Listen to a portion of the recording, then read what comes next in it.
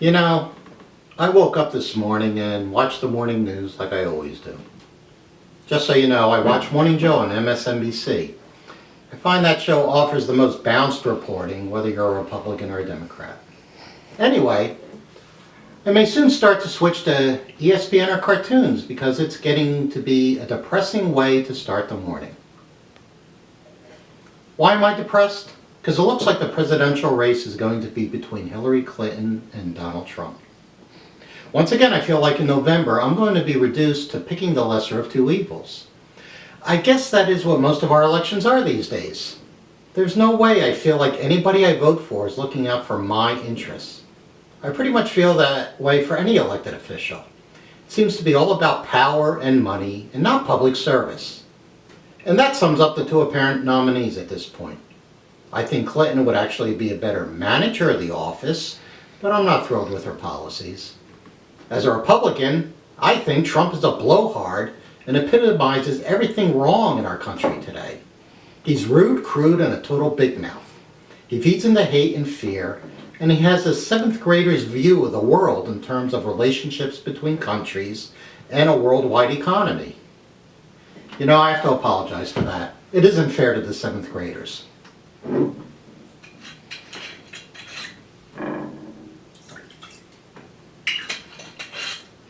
The thing is, I know that despite the person we elect, that we'll be okay as a country.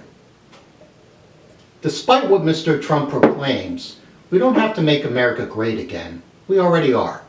And we have been for quite some time. Can we improve? Oh yeah. And I think it'll take wholesale changes in Washington to do that. We need to start electing people who have the people they want to represent as their main motivation, not party arguments. You hear some people say they're moving out of the country if so-and-so gets elected. Nobody ever does because our government structure keeps the country from imploding no matter who has the top job.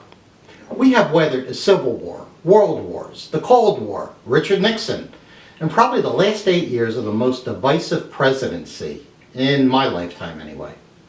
Oh yeah, on the subject of leaving the country, I'm still waiting for Alec Baldwin to leave after George W. Bush became president.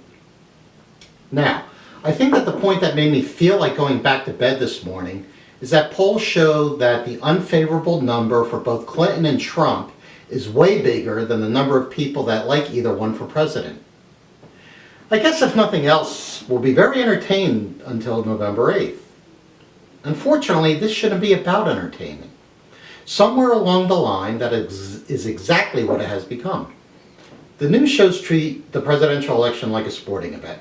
Who's up? Who's down? Commentators play armchair quarterback over strategy and tactics.